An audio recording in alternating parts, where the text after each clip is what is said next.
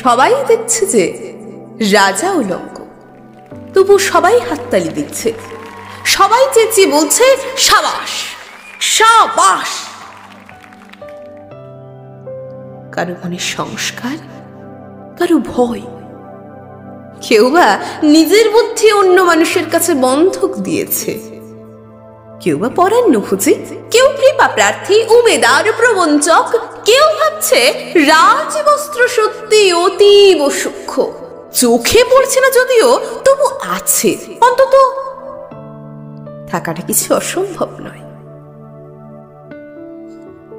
গল্পটা সবাই জানে, কিন্তু সেই গল্পের ভেতর শুধুই প্রশস্তি বাক্য উচ্চারক, কিছু আপাদমস্তক ভীতু, ফন্দিবাজ অথবা নির্বোধ স্তাবক ছিল না, একটি শিশুও ছিল, সত্যবাদী, সরল, সাহসী একটি শিশু।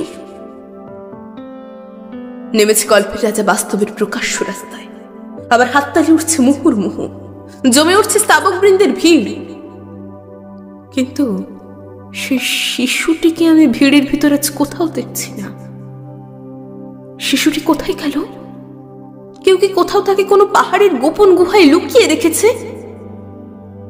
নাকি সে পাথর, ঘাস, মাটি নিয়ে খেলতে খেলতে ঘুমিয়ে পড়েছে কোনো দূর নির্জন নদীর ধারে কিংবা কোনো প্রান্তরের গাছের ছায়ায়?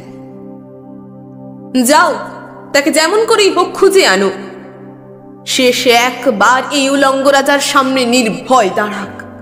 সে একবার এই হাততালির ঊর্ধ্বে গলা তুলে জিজ্ঞাসা করুক, রাজা তোর কাপড় কোথায়?